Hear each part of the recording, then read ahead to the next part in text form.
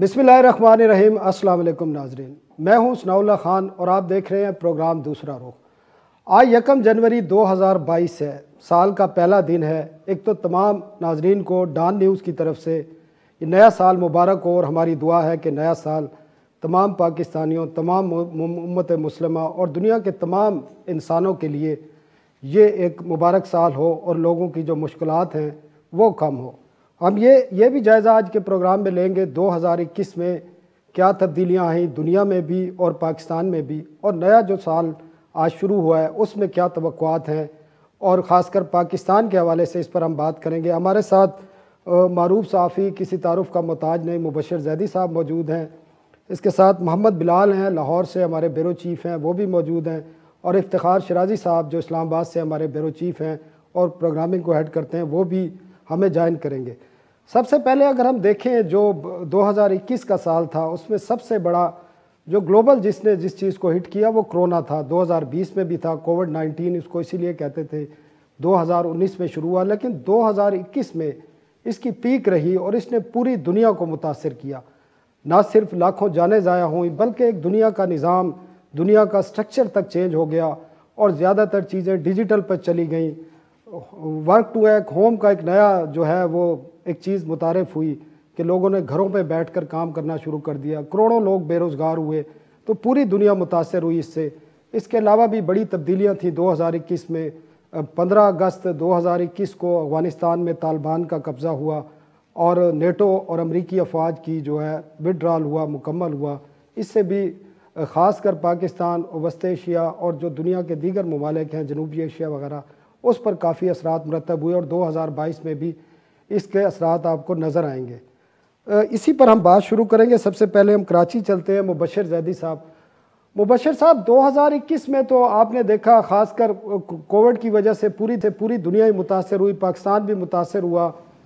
तो आप क्या समझते हैं 2022 में वैक्सीन तो बन गई हैं और भी काफ़ी चीज़ें आ गई हैं और 100 साल बाद इतनी बड़ी वबा आई है, तो क्या तब्दीलियां देख रहे हैं इस कोविड की वजह से जो पूरी दुनिया में आई हैं? पूरी दुनिया पर क्या इसकी तब्दीलियां आप देख रहे हैं और पाकिस्तान पर क्या तब्दीलियां आपको नज़र आ रही हैं? बहुत शुक्रिया सनाउल्लाह, आपको भी नया साल मुबारक हो और नाजरीन को भी। देखिए, मेरे ख्याल में तो हम उसी बेयकीनी के आलम में नए साल में दाखिल हुए हैं जिस बेयकीनी के आलम में हम 2021 में दाखिल हुए थे कोरोना की वबा के हवाले से। उस वक्त आपको याद होगा कि कोरोना का जो पहली वबा का फेज़ था वो ख़त्म हो रहा था, दूसरी वबा का फेज़ शुरू हो रहा था। और फिर हमने देखा कि साल के शुरू में डेल्टा ने तबाही मचा दी, डेल्टा वेरिएंट ने। अभी ओमिक्रॉन वेरिएंट जो है उसने अपनी पीक पे जाना है। अभी तक उस बारे में वाज़ेह नहीं है गो कि ये ज़रूर कहा जा रहा है कि डेल्टा की निस्बत ये जो वेरिएंट है ये उतना ख़तरनाक नहीं है। मगर आपने देखा क्रिसमस न्यू ईयर के ऊपर पूरी दुनिया में 2500 फ़्लाइट्स जो हैं वो कैंसिल हुई, लॉकडाउन्स लगने शुरू हुए। अमेरिका में एक दिन में जो केसेस की तादाद है वो 4 लाख से तजावज़ कर गई। उसी तरह यूरोप पूरी तरह से लपेट में आ गया। हमारे यहाँ भी कहा जा रहा है कि शायद फरवरी में जो है ये वेरिएंट पीक करेगा। खुशकिस्मती अलबत्ता ये ज़रूर है कि इस वेरिएंट की जो असर है वो उतना मोहलिक नहीं है जितना डेल्टा का था या जो ओरिजिनल कोरोना वायरस था उसका था। मगर इससे जो बहरान आए हैं माशी, उसने पूरी दुनिया को जिस तरीके से लपेट में लिया है, तो उससे लोग वबा से तो मुतासिर हुए जो माशी लिहाज से मुतासिर हुए हैं वो मेरे ख्याल में इसका बहुत ही ज़्यादा एक ख़तरनाक पहलू है। क्योंकि वबा तो ज़ाहिर है उसकी एक वैक्सीन ईजाद हो गई, मगर मईशत की वैक्सीन ईजाद करने में बहुत वक्त लगता है। तो बाकी ओवरऑल जो माशरों पर एक उसके स्ट्रक्चर मुतासर हुए हैं कोरोना की वजह से भी, और बाकी जिसके बाद जिस तरह आपने बताया माशी बुरान भी आए, इन्फ्लेशन जो है वो सारी दुनिया में हाई रहा है। अमेरिका में देखें काफ़ी अरसे के बाद वहाँ हमेशा 1% से ज़्यादा इन्फ्लेशन होता था तो शोर मच जाता था। इस वक्त 6.5% है। बरतानिया में 5.5% है और पाकिस्तान जैसा मुल्क जहाँ पहले इतनी गुर्बत है वहाँ 11.5% है। और अभी जो एक और नया मिनी बजट आया इसके बाद लगता है ये मज़ीद भी बढ़ेगा।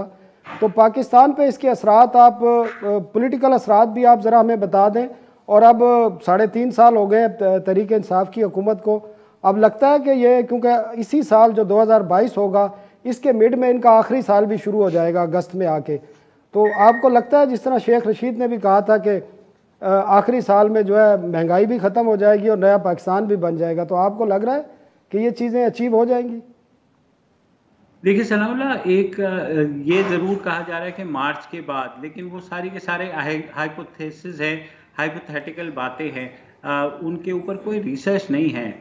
ये कहा जा रहा है कि मार्च के बाद जो है शायद इन्फ्लेशन कम होनी शुरू हो, मगर अब अगर ओमिक्रॉन पीक कर जाएगा तो यकीनन जो उम्मीदें थीं कि चीज़ों की जो प्राइसेस है डाउन होंगी वो वक्ती तौर पर शायद हो जाएं, मगर उसके बाद जो जिस तरह ऑयल की प्राइसेस ने पीक किया है, जिस तरह LNG प्राइसेस ने पीक किया है, जिस तरह दूसरी एनर्जी प्राइसेस ने, तमाम जो फूड इन्फ्लेशन है, एसेंशियल आइटम्स है, उनकी कीमतों ने जिस तरह पीक किया है, तो लगता यही है कि ये साल भी माशी एतबार से लोगों के लिए मुश्किल साल होगा।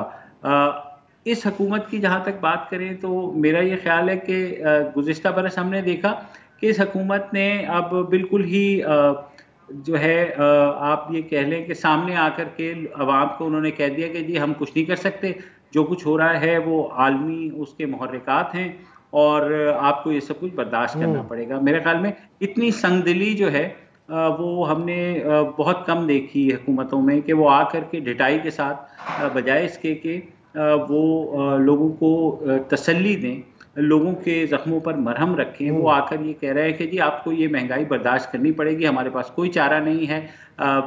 जिम्मेदारी वो पिछली हुकूमतों पर डाल देते हैं, जो कुछ हद तक तो ठीक है, मगर उनकी अब जी मुबशर साहब, बिलाल भी हमारे साथ बैठे हैं, तो बिलाल मुस्कुरा रहे हैं। हम पूछते हैं इनसे, शायद बुज़दार का एरा जो है 2022 में इनको लग रहा है कि शायद कोई तब्दीली आ जाए, तो इनसे भी पूछते हैं कि 2021 में तो बड़ी कोशिशें हुई, सारी दुनिया ने, सब ने, मीडिया भी है, एक्सपर्ट भी तमाम कहते रहे कि बुज़दार को तब्दील करें ताकि पंजाब में कुछ गवर्नेंस बेहतर हो। अब बिलाल क्योंकि लाहौर से आए हैं, ये बता सकते हैं कि 2022 में कोई ऐसी उम्मीद है?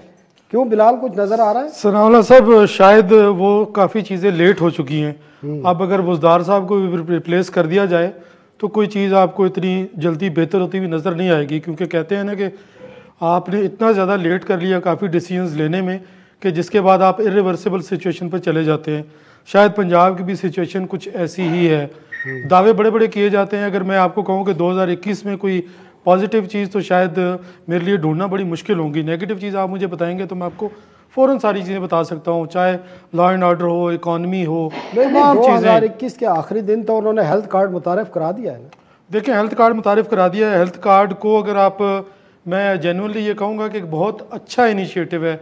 अगर वाकई ये सारा इम्प्लीमेंट हो जाता है, एग्जीक्यूट हो जाता है, क्योंकि अभी भी फेजेस में, डिवीजन्स में वो हेल्थ कार्ड जो है वो पूरा जो प्रोग्राम है वो एग्जीक्यूट होना है, तो उसमें अब देखना ये है कि कितनी जल्दी और कितना इफेक्टिवली ये होगा। ये चीज़ और ये जो कॉन्सेप्ट था ये बहुत ज़बरदस्त चीज़ है। सोशल सिक्योरिटी के लिए हर बंदे के पास एक सिक्योरिटी होगी कि उसको पता है कि खुदा न खास्ता मैं या मेरा कोई फैमिली मेम्बर बीमार होता है तो मैं हॉस्पिटल जाऊंगा, मेरे पास 10 लाख रुपए की इंश्योरेंस है। लेकिन इसके अलावा अगर आप देखें तो कुछ भी नहीं हुआ पंजाब में। अगर मैं आपसे ख़ास बात सिर्फ पर्टिकुलरली पंजाब की बात करूँ तो लॉ एंड ऑर्डर की सिचुएशन वो बद से बदतर होती गई है। इकॉनमी की सिचुएशन उसी तरह बद से बदतर होती गई है। कहीं भी हमें गवर्नेंस का जो सबसे बड़ा जो इंपॉर्टेंट चीज़ होती है उसमें कभी भी हमने नहीं देखा कि कोई चीज़ बेहतरी की तरफ गई हो। बिलाल, हमारे पास सब टाइम कम है, वक्फे का टाइम हो गया। वक्फे के बाद इसी को बात को हम जारी रखेंगे, नातफा लेते हैं और वक्फे के बाद बिलाल से ही हम शुरू करेंगे और पूछेंगे कि बाज़ इतलात हैं कि नए साल के दौरान पंजाब में कोई तब्दीली की जाएगी और कोई सियासी तौर पर मुस्तहकम गवर्नर लाया जाएगा जिसके ज़रिए निज़ाम चलाने की कोशिश की जाएगी। एक वक्फे के बाद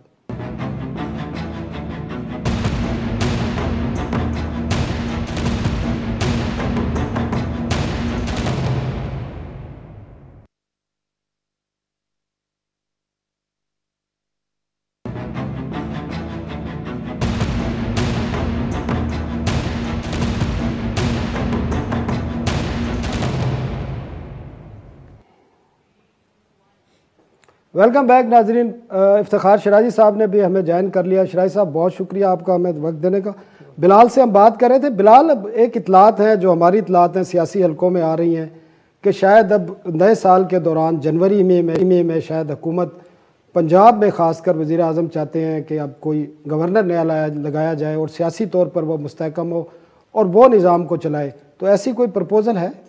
देखिए सनाउल्लाह साहब, जब चौधरी सरवर आए थे ना तो उनको भी यही कहा गया था कि बेसिकली आपने चलाना है। बुज़दार साहब तो बिल्कुल एक नए खिलाड़ी हैं और आपने ही इस सूबे को चलाना है। उसके बाद हमने देखा कि चौधरी सरवर की जो जितनी ज़्यादा इंटरवेंशंस थी और इनकी इन्वॉल्वमेंट थी, उससे ख़ुद बुज़दार साहब ने भी काफ़ी, हमें ज़राए बताते हैं कि वो शिकायतें करते थे प्राइम मिनिस्टर से कि भाई मुझे चीज़ें नहीं चलाने दी जा रही और जो गवर्नर हाउस है सारी चीज़ें वहाँ से हैंडल हो रही हैं। इस वक्त भी अगर आपने गवर्नर चेंज करना है तो फिर मैं तो यही कहूँगा कि अगर आपने किसी को और को ओब्लाइज करना है या अकोमोडेट करना है तो ठीक है, लेकिन सिचुएशन जैसे कि मैं आपसे पहले बात कर रहा था कि वो इस तरह इस सिचुएशन अब इतनी मुश्किल हो चुकी है कि शायद आप कोई नया गवर्नर आके भी वो किस तरह डिलीवर कर सकेगा। एक मुबशिर ज़ैदी साहब से हम बात करते हैं। ज़ैदी साहब, ये जो बिलाल ने बात की है और आप भी समझ रहे हैं, लेकिन जो ज़्यादातर यहाँ बातें होती हैं ये तो एक इन्फॉर्मेशन थी कि शायद अब एक नया तजर्बा करने की कोशिश की जा रही है, लेकिन इन्होंने तो बताया कि सरवर साहब को भी इसीलिए लाया गया था।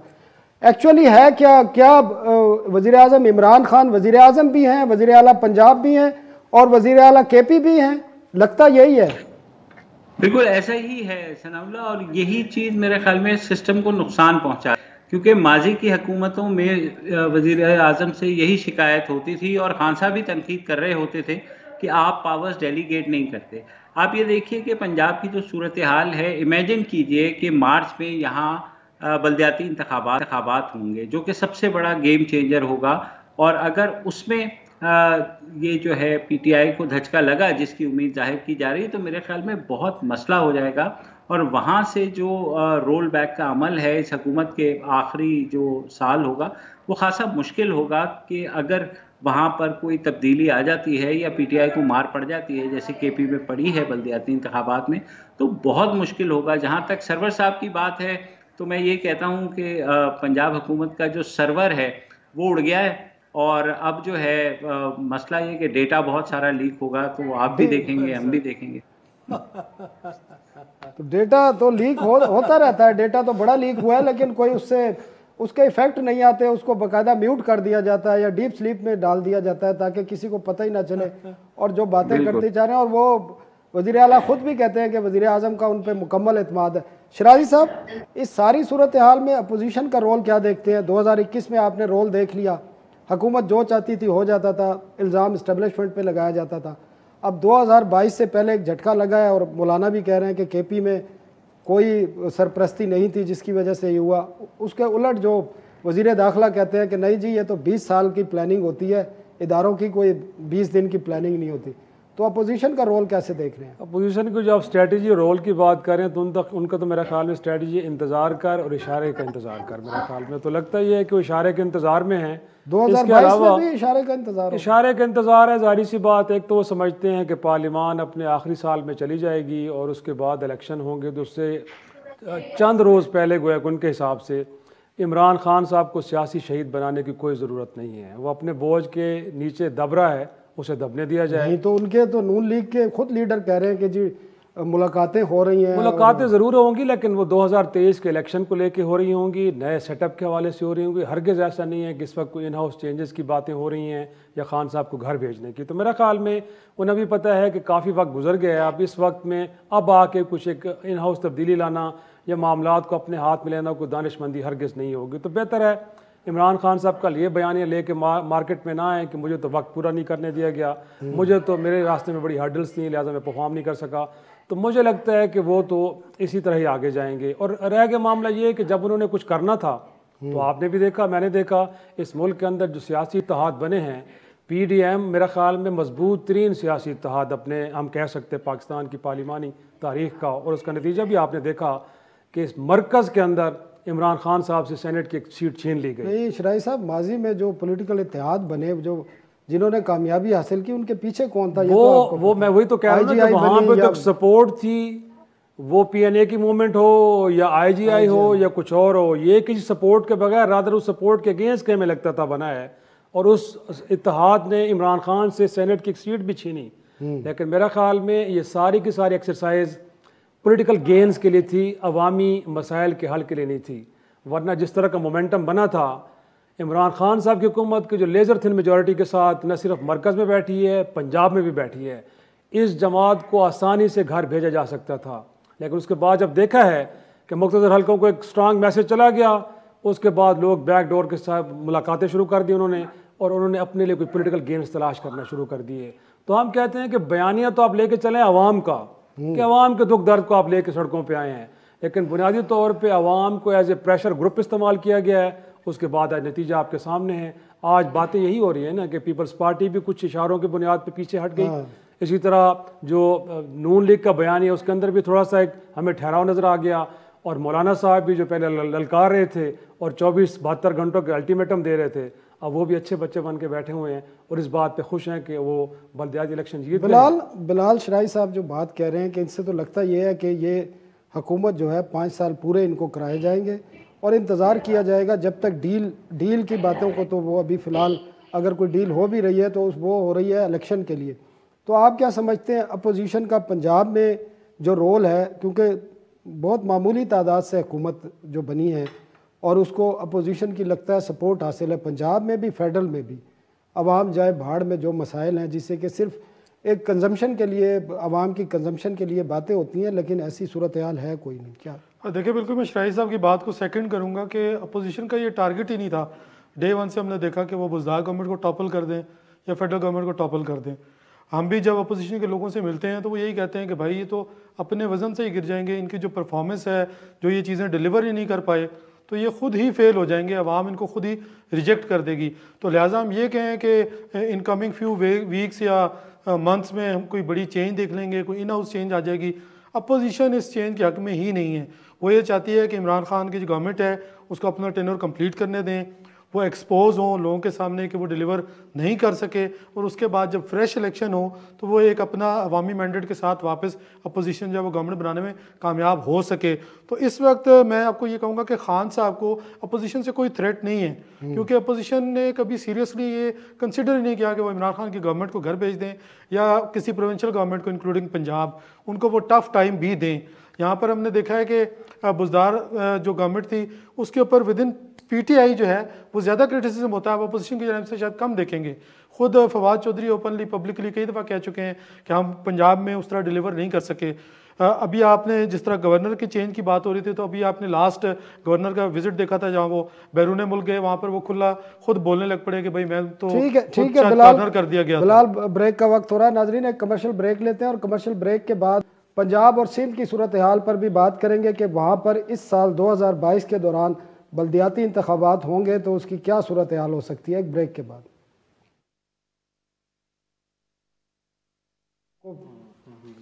रिकॉर्ड पे डाल देना।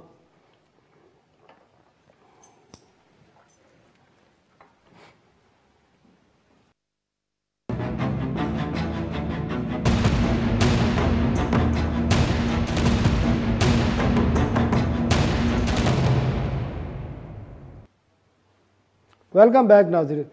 मुबशर साहब, सिंध में क्या सूरत हाल देखते हैं आप? बल्दियाती इंतखाबात के हवाले से नया कानून भी वहाँ पर लाया गया जिस पर काफ़ी शोर शराबा भी हुआ है और गवर्नर भी उस पर साइन करने के लिए तैयार नहीं थे। तो क्या देखते हैं कि कब तक इस साल 2022 के दौरान सिंध के अवाम को बल्दियाती जो निज़ाम है, बल्दियाती सेटअप मिल जाएगा इस साल?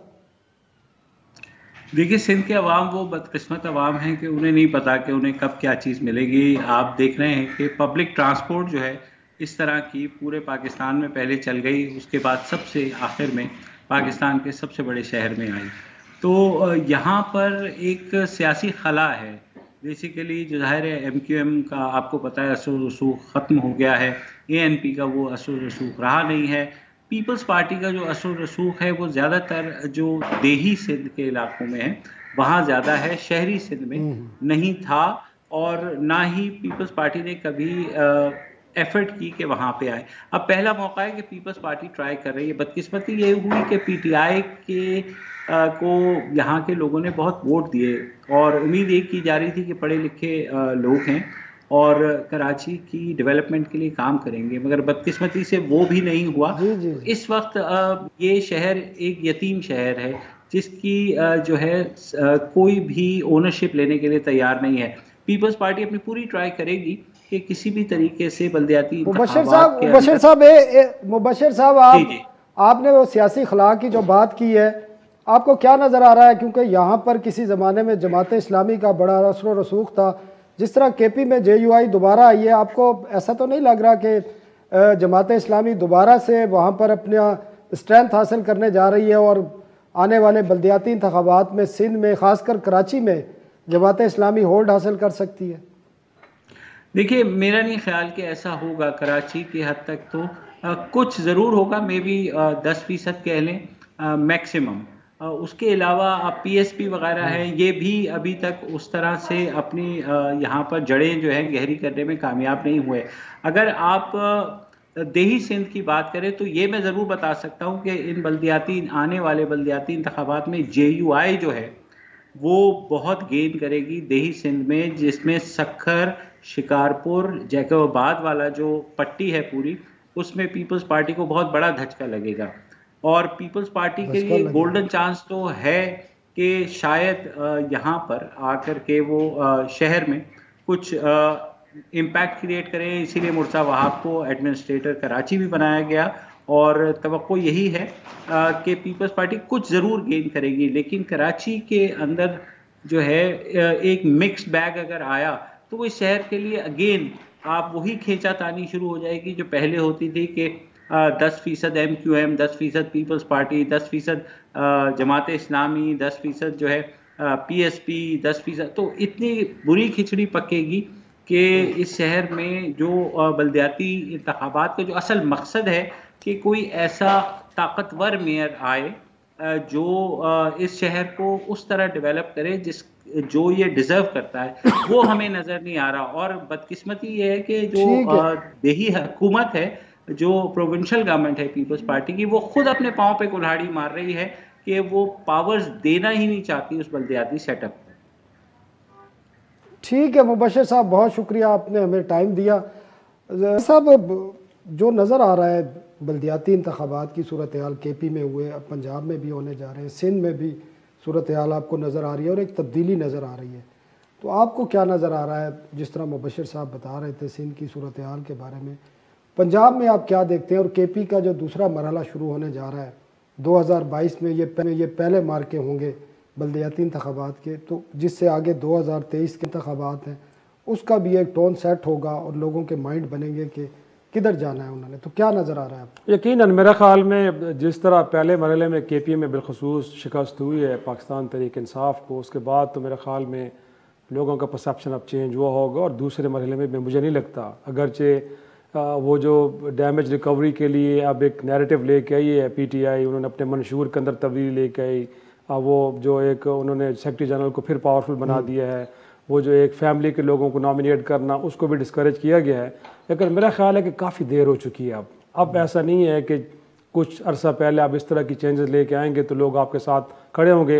और बिलखसूस जो गवर्नमेंट की अपनी परफॉर्मेंस है, महंगाई है, वो भी एडिंग फैक्टर्स हैं जिसकी वजह से लोग अब डिसलाइक कर रहे हैं।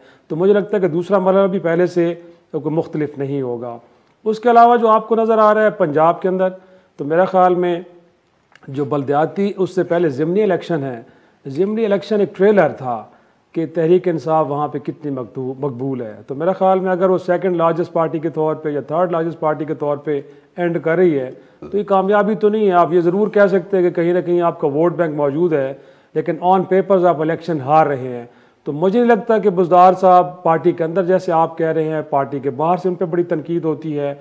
आधा पाकिस्तान, 9 करोड़ का सूबा, परफॉर्मेंस वहाँ पे इतनी कोई है नहीं। वो तो प्राइम मिनिस्टर, वजीर आला पंजाब भी है, वजीर आला KP तो मेरा ख्याल में वो तो उनको पता है। मुझे लगता है कि वो कभी कभी चेयरमैन CDA भी बन जाते हैं कि इसला शहर के मामला भी खुद देखने बैठ जाते हैं। तो जब चीज़ें आप सारी अपने हाथ में लेके, आपकी नीयत बड़ी अच्छी होगी, पर जब तक चीज़ों को डिसेंट्रलाइज नहीं करेंगे, लोगों को रिस्पॉन्सिबल नहीं करेंगे। मुझे तो वो खान साहब याद है जिन्होंने कहा था कि मैं लोगों को टास्क दूंगा, उनकी परफॉर्मेंस जज की जाएगी, जो अच्छा नहीं होगा 3 महीने बाद वो घर चला जाएगा। लोग 3.5 साल से बैठे हुए हैं परफॉर्मेंस के ऊपर। मैं, आप मीडिया नहीं, अपोजिशन नहीं, खुद पार्टी के अंदर के लोग तनकीद कर रहे हैं। चेंज होता है सर, वज़ीर ख़जाना ज़रूर हो रहा है, लेकिन बुज़दार साहब वहीं बैठे हैं, महमूद खान साहब वहीं बैठे हैं, और उसके अलावा बाकी लोग सर वहीं उनको बैठे। बिठाने के लिए रखा था ना, वो तो खुद डिसीजन। तो फिर मेरा ख्याल में वो क्राइटेरिया मेरा ख्याल में सिर्फ वजीर खजाने के लिए था। वहाँ पे भी अगर लोग अपना वो हफीज शेख साहब इलेक्शन जीत जाते तो वजीर खजाना रहते, या असद उमर साहब एक थे जो ज़ेर अताब आए, बाकी तो सारे एक अरेंजमेंट्स के तहत गए हैं। और रह गया सिंध का मामला, तो मुझे लगता है सनाउल्लाह के वहाँ पे पीपल्स पार्टी जिसके लिए बहुत बड़ा थ्रेट था कि PTI वहाँ पे गई 2018 के इलेक्शन के बाद, या GDA के शक्ल में एक इत्तेहाद बना, वो इत्तेहाद और ये जो अरेंजमेंट्स थी ये बुरी तरह नाकाम हुई हैं। तो मुझे नहीं लगता कि पीपल्स पार्टी के लिए वहाँ पे बहुत बड़ा ठीक है। नाजरीन एक वक्फा लेते हैं और वक्फे के बाद हम बात करेंगे कि 2022 में या क्या पाकिस्तान में जो तहरीक इंसाफ के चेयरमैन और वज़ीर आज़म इमरान खान का ख्वाब था रियासत मदीना बनाने का और नया पाकिस्तान का, वो पूरे हो सकेंगे? एक वक्फे के बाद बात करेंगे।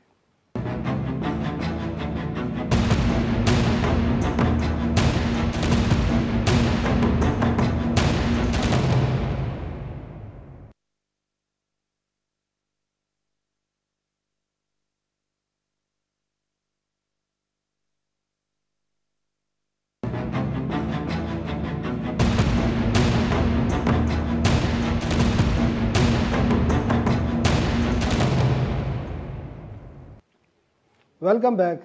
बिलाल, अब ये बताएं कि जो एक 2018 के इंतखाबात से कबल भी वज़ीर आज़म ने जो एक इमरान खान ने एक मंशूर दिया था और 100 दिन का प्लान दिया था, उसके बाद उन्होंने कहा कि जी हमने रियासत मदीना बनानी है और नया पाकिस्तान बनाना है, तो आपको लग रहा है कि 2022 में इस सूरत हाल में कि ये दोनों ख्वाब पूरे हो सकेंगे या कोई एक नया पाकिस्तान खड़ा हो जाएगा? सनाउल्लाह साहब, वो तो बातें इतनी शायद सीरियस लेनी नहीं चाहिए थी। हमने तो शायद 2022 में चांद पे भी चले जाना था। ऐसी सिचुएशन अभी तक हुई नहीं है। रियासत मदीना जब आप बात कर रहे हैं तो उसमें आपने देखा होगा पंजाब में अगर मैं बात करूं तो पनाहगाहें स्टार्ट की गई थी, इस्लामाबाद में भी स्टार्ट की गई। फिर उन्हीं पनाहगाहों की हमने ऑडिट रिपोर्ट्स भी देखी कि वहाँ खाने का मेयार भी अच्छा नहीं था। बात काट रहा हूँ, इस्लामाबाद की जो पनाहगाहें थी, हमारी बात होती रही है शराई साहब की और हमारी इंतजामिया से, वहां पर उनको कहा गया था खुद मैनेज करें। बाज दफा उनके पास फंड नहीं होते थे, 6-6 दिन वो बंद रहती थी, तो इस तरह तो वो चलाई जा रही। ऐसी सिचुएशन पंजाब में भी यही सूरत हाल है। जैसे मैं आपको बता रहा हूँ कि वहाँ पे जो एक ऑडिट करवाया गया था उसमें यहाँ तक बताया गया कि जो बिल्डिंग्स थी उनका स्ट्रक्चर ठीक नहीं था, उसमें इवन क्रैक्स आ गए।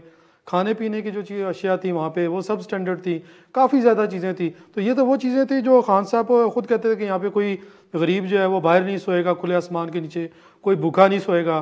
तो अब आप देख रहे हैं कि वो सूरत हाल तो इवन वर्स हो रही है पहले से ज़्यादा। और जैसे कि आपने बाकी बातें की, जब हम पहले बल्दियाती इलेक्शन की बात कर रहे थे तो KP में आपने 5 साल पहले गुजारे, फिर अब आपको 3 साल से ज़्यादा कर सकोगे। वहाँ पर अगर आपको लोगों ने रिजेक्ट कर दिया तो पंजाब में तो फिर बुज़दार साहब की जो गवर्नेंस है उससे तो लोग ऑलरेडी पहले ही खुश नहीं हैं। खुद उनको अपने जो इत्तेहादी हैं वो कंफर्टेबल नहीं है। इमरान खान साहब अगर ये सोच रहे हैं कि इत्तेहादी पंजाब में उनके साथ हैं तो शायद खान साहब जो है वो फिर उनको ये सोचना चाहिए कि क्यू लीग जो है वो किसी भी टाइम उनको एक इशारा होना और उन्होंने अल्लाह हाफिज कह देना। इसी तरह आपको पता है यहाँ पे ये जिनके इशारों पे पॉलिटिकल पार्टी साथ आती हैं वही चली जाती हैं। जनूबी पंजाब का एक मजबूत कहा जा रहा है कि वो इशारों वाला मामला खत्म हो गया, तो फिर अभी तक किस लिए? अनफॉर्चुनेटली हमारे यहाँ ना पहले कभी खत्म हुआ था और ना शायद ये कभी खत्म होगा। हमारा एक लगता है सियासतदान चाहते भी नहीं कि खत्म हो, चाहते भी नहीं, आदत पड़ गई है। बिल्कुल। ठीक है शराई साहब, आपको क्या नजर आ रहा है? बिलाल तो बड़े मायूस नजर आ रहे हैं कि ना रियासत मदीना बनेगी ना नया पाकिस्तान बनेगा, बल्कि एक नया जो है ना वो पौधा निकल आएगा और जिसमें सियालकोट जैसे वाक़यात भी होंगे जहाँ एक श्रीलंकन जो पाकिस्तान के लिए काम कर रहे थे उनको एक मजमे के ज़रिए मार दिया जाता है। और फिर 2021 में ये भी होता है कि एक जमात को कलअदम करार दिया जाता है, उसके बाद उसको वो जब डंडे और हथियार लेकर निकलते हैं तो फिर उनको 1 मिनट के अंदर अंदर उनको कलअदम से फिर उसको लीगल हैसियत दे दी जाती है और तस्लीम कर दिया जाता है। तो इस किस्म की सूरत हाल में या ऐसा कि रियासत मदीना में ऐसे होता था या नया पाकिस्तान का ख्वाब इस किस्म का था? हरगिज़ नहीं। मेरे ख्याल में एक ऐसा नुक्ता जिसमें बिलाल के साथ में इख्तलाफ कर नहीं सकता, मुझे इत्तफाक ही करना पड़ेगा कि बड़ी मायूसी की सूरत हाल है।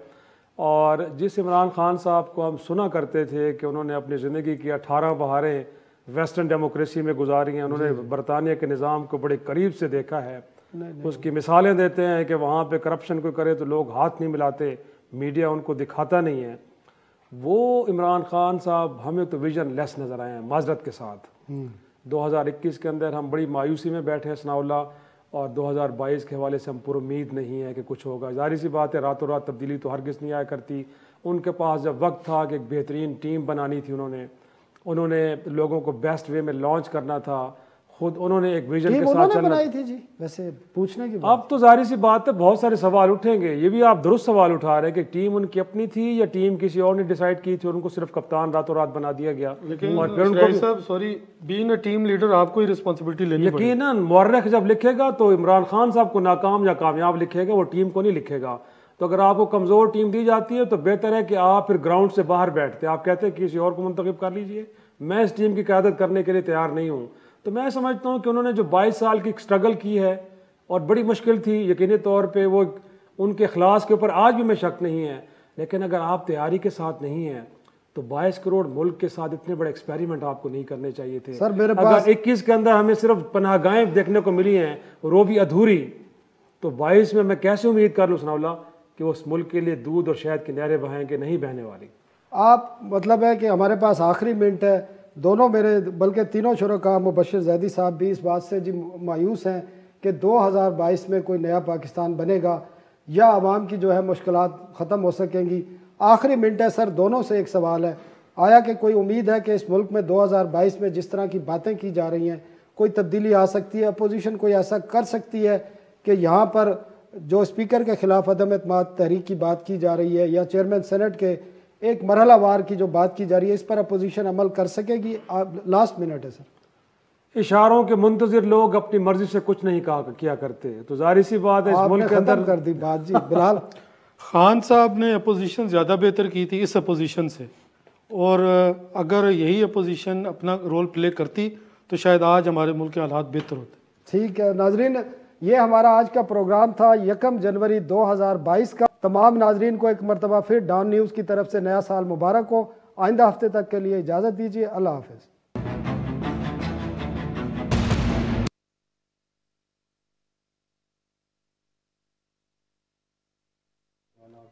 जी कल तक के लिए हमें इजाज़त दीजिए। अल्लाह हाफ़िज़।